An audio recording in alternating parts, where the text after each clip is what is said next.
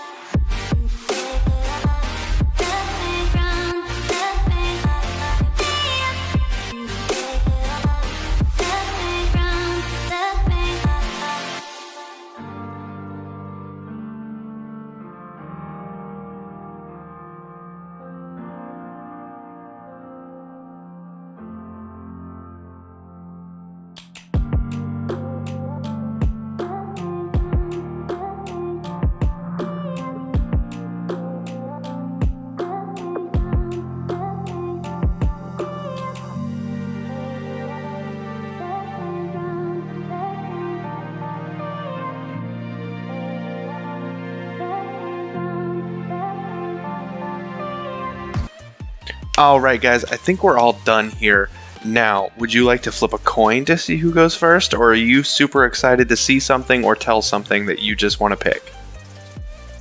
I'm actually very excited to hear your Crobat more than anything. Okay, I can go with Crobat first. If that's going to be the case, I'm actually interested in your Wailord, so that's going to go next. I don't want to spend more than 2 or 3 minutes per mon. I don't want this video to be super big, but I do want to get the point across because I think we got some winners here. Alright, so I picked Crobat as a speedster. It will evolve at level 4 into Golbat, and then again at level 9, yes, that is a very late evolution, into Crobat. Its ability is going to be Infiltrator. Infiltrator is an automatic buddy barrier. Feel free to use another item in its place. At level 3 or 1, you could choose between Leech Life or Supersonic. Leech Life steals some health from your opponent. You're going to need it. Obviously, this Pokemon's going to be very frail. Confuses the opponent. This is Supersonic, by the way. My apologies. Confuses the opponent, and for the next 3 seconds, the controls swap randomly, including moves. So if you hit the auto move button, you could technically use a super move without meaning to. Okay. At level 5, you can change Leech Life for either Air Cutter, which is a skill shot, critical, crit landing, okay. Skill shot, crit landing move that has a chance to confuse the same way Supersonic does, but it would be low. So maybe once every 10 times you use that move, you might be able to get a confusion off. You could also replace it with Poison Fang, a melee move that has a chance to do extra poison damage. When this move is used to finish an opponent, it gains life steal. Level 8, you can change out Supersonic for Double Team. I didn't go super crazy with this one because you're going to see why here in a second. I wanted to save all of my artistic abilities for this alt. This Double Team is similar to Greninja. You could also change it out with Venom Drench instead. A distance move. When anybody steps into the circle it creates, if I could speak English, they get poisoned. And this poison can transfer to their other allies around the opponent you picked to throw the move onto.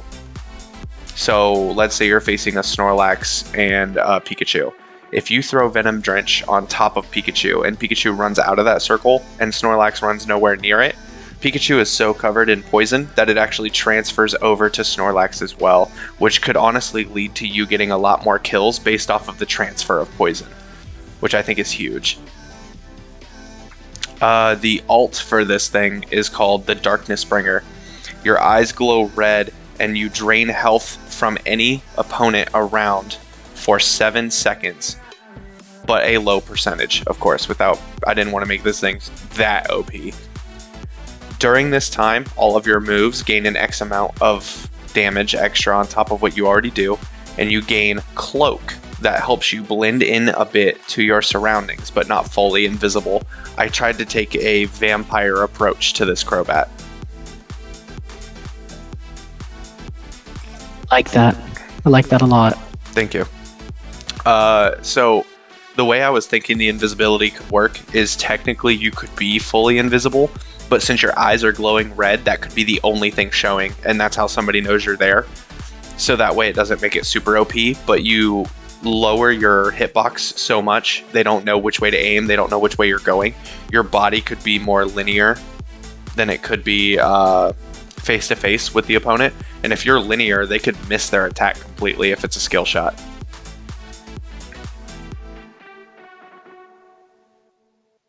Alright, time for your Wailord, my dude.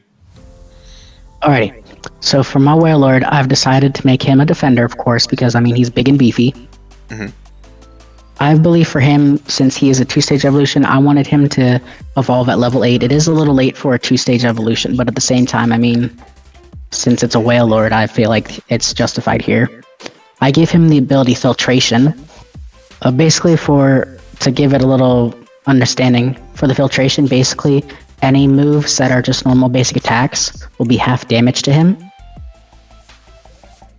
And then between the moves I gave him for level 1 or level 3, it's either Water Gun or Roll Out. The water gun will be kind of like how Slowpokes is, where you can aim it, and then the further out you aim, the more damage it'll do. I believe that his first move to be leveled up should be around level 5, and that would be his water gun. It could be turned into either Surf or Hydro Pump. With the Hydro Pump, I believe it should do additional damage to slow them down because, I mean, at that point you've soaked them in water. As for the Body Slam, or for the rollout, I believe it should upgrade into Body Slam or Aqua Tail at level 7 when he fully evolves. The Body Slam will be kind of like Heavy Slam, but instead of like being stunned, they're paralyzed. Or Aqua Tail, where if you are like taking a lot of damage, when he uses it, it'll actually force the enemies back. My favorite part here for him would be for his Unite move, and we all know what Wailord's signature move is. I wanted to take this into account. I gave him Water Spout, so essentially what happens is if he's low HP, whenever he activates his Unite move, he will gain max HP plus 50% with the shield. This does not stack on top of Buddy Berry because that'd be completely busted then. But what will happen is he will basically just spin around in a circle like how Blastoise is, and whenever he hits any enemy in there, it just does the amount equal to how much extra he has in his health. So say he's got 50% extra health, say his health is at like 7,500, he gains an extra 5,000. You're basically taking about a third to 50% of the enemy's health off of that Unite move. And it all just depends on how close they are. The further away they are, the less damage you take. The closer they are, the worse it is. And then once that happens, once they're hit, they're basically stunned for at least a solid 3 seconds, and they can take additional critical damage in the process. I only have one question about this mon. Yes. How do you fit it on the map? Very carefully. Very carefully. Yeah. All right. That was pretty good. All right. You ready for my next one? Just do it. I want to hear this double. I'm still like not a fan of it, but at the same time, I'm curious to see what you had to work with limited. It wasn't as limited as you think it was, but let me go ahead and jump in this because I think it makes sense. Now, I did not put what I think its ability could do, but off the top of my head, I could probably come up with something real quick. I'll save that for last just to give myself some time to think about it. But I have Double, and it's a defender. It evolves fully at level 7. Its first move that you could pick from, level 1 through level 3. If I could speak English. The first one's going to be Double Kick. It damages the opponent 2 times in a row. The second time it hits, it actually pushes them back. Obviously, if they hit a wall, it stuns them for a half second. Its second move you could pick from is Headbutt. You can lower your head and ram forward. Haha, get it? Because it's double ram. Anyway, to damage the opponent to stun them for a short while. So either way, you're working with a little bit of stun on both of these moves. It's just Headbutt actually stuns them versus the Double Kick. You have to get lucky and hit them against a wall. At level 5, you can change Double Kick to Cotton Guard, which I would work the exact same way as Eldegoss. It's basically just a shield that protects you and any nearby allies for a certain amount of time.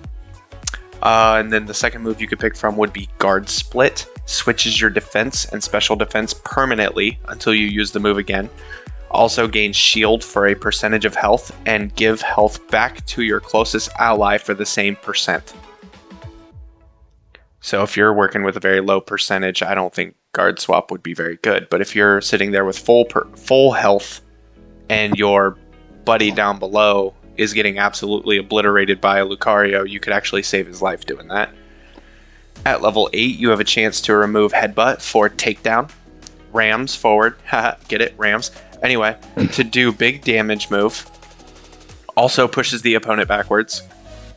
And then the final move that you could pick from at level 8 would be Last Resort. The lower health you are, the more damage you do. Also, if your health is full, use the amount of orbs you have on you to determine your damage output instead of your health. But you have to be at 100% HP for that to go off. As for Fluffy, give me a second here because that's going to be the ability. I would assume Fluffy would just be you're strong against. It makes you automatically have a high defense. So if you're facing up, then it actually gives you a reason to play with guard swap. So if you use Fluffy, and basically Fluffy would just be you have an insanely high defensive stat, and you hit guard swap, you can actually switch and have an insanely high special defense stat.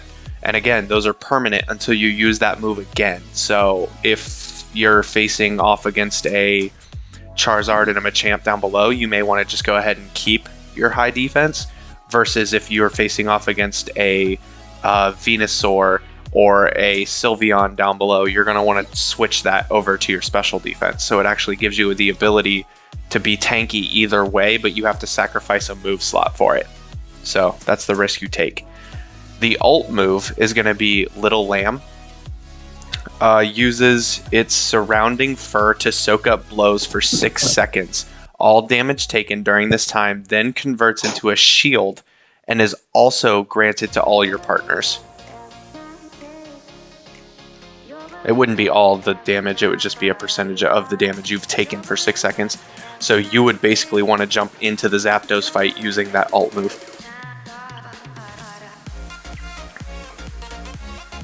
That's all I got.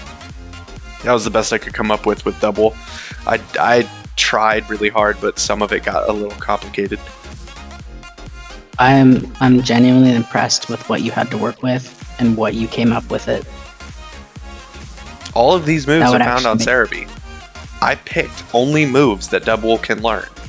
I didn't branch out or do anything weird. I picked only those moves. And for anybody who has not seen it, let me go back and actually look. You can go ahead and start yours, and I'm going to go ahead and pull this up. By the time you're done, I'll actually have an answer for you on that. Alrighty. So for my next one is Glaily. I decided to put him as a speedster because, I mean, just from normal games, he's pretty fast for a Pokemon. What I've given him is he'll start out as a Snorunt, and he'll evolve out at level 6. I feel like that would just seems to be right, because speedsters normally, they level up pretty fast. I've given him the ability Ice Body, and unlike the normal Ice Body where, like, he gets health from it hailing, I've changed it more into of an aggressive ability rather than a defensive. So in this case, when Pokemon's hit him, and like in any move, every third hit, they get a frost put onto them, which slows them down. Between his moves, between level 1 and level 3, he can either learn Bite or Tackle. The Bite basically is just a normal, you know, he just takes Bite, takes a decent chunk of health out of him. The Tackle is kind of like how Snorunt does it. He charges forward and throws them up to the air and stuns them for a second. I believe he should learn one of the first ones to be upgraded to level 4. And I believe that could either be Crunch or Ice Fang for the Bite. Crunch, his ability would basically be, it does a defense lower down. So the next basic attack that he does, it does additional damage. It ignores any kind of buff or shield that the Pokemon may have at the time. And as for Ice Fang, it does like what's Mamoswine would do, but instead of like picking up and throwing them, he bites into them and they freeze on the spot. As for the other move, I believe he should get at level 6 when he evolves into Glaily. He either gets a choice between Steamroller or Ice Beam. I believe for Steamroller, this game is very crowd controlled.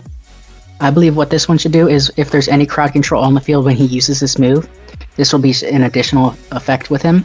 He gains a boosted 25% to that hit when he does the Steamroller. And if he hits a Pokemon, it'll reset the cooldown to about 3 seconds.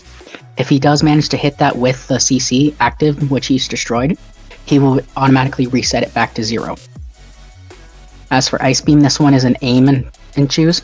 Basically, he will hit it and they will be frozen for 3 seconds rather than an immediate defrost. And they will take additional damage for every basic attack he does for the next 3 turns. Or at least until they defrost. For his Unite move, I went a little crazy with this one. I call it Ice Age. So you know, like, there's always been Ice Age. It's normally really cold, everything freezes.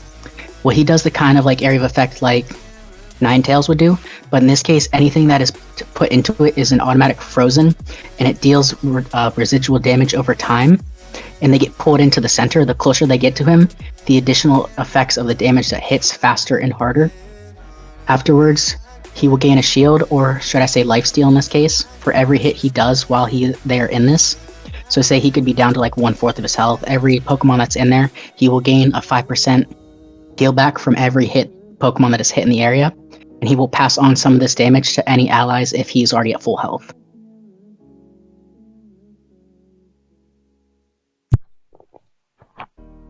And that's what I got for Glaily. Chill, bro. Chill. That's exactly what it is. Chill, bro. Oh my god, you should have called it that too. That would have been so funny. Oh man. All right.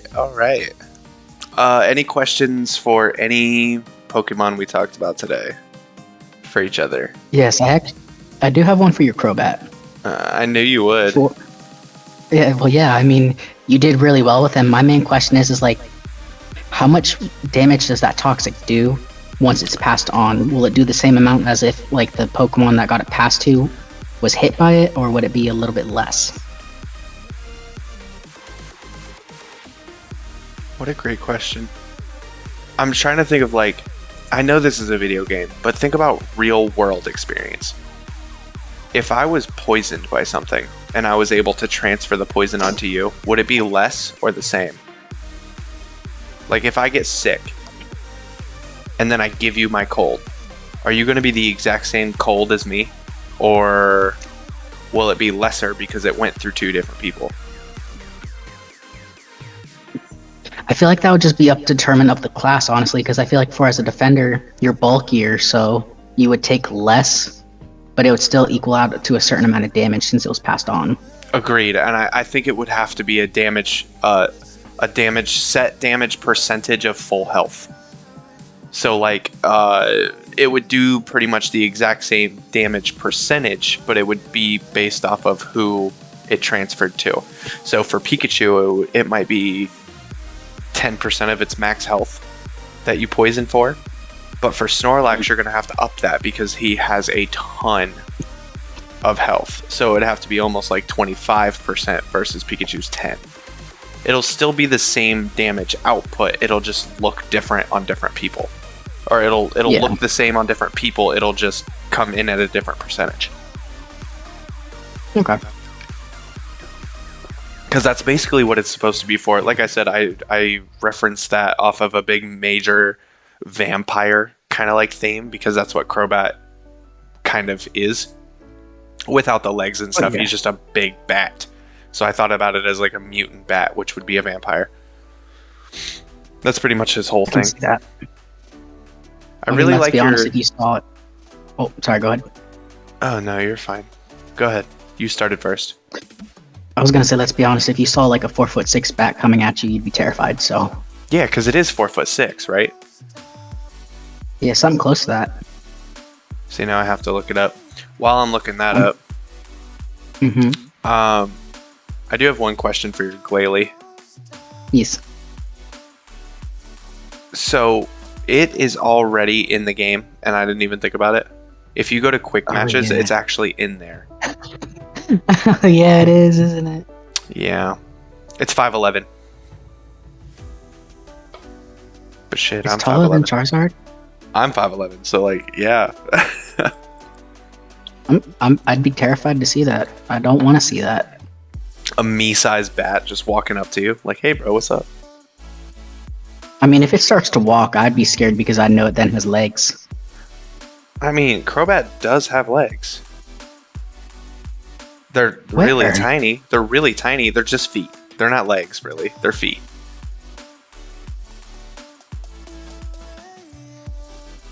And then Golbat has 2 feet.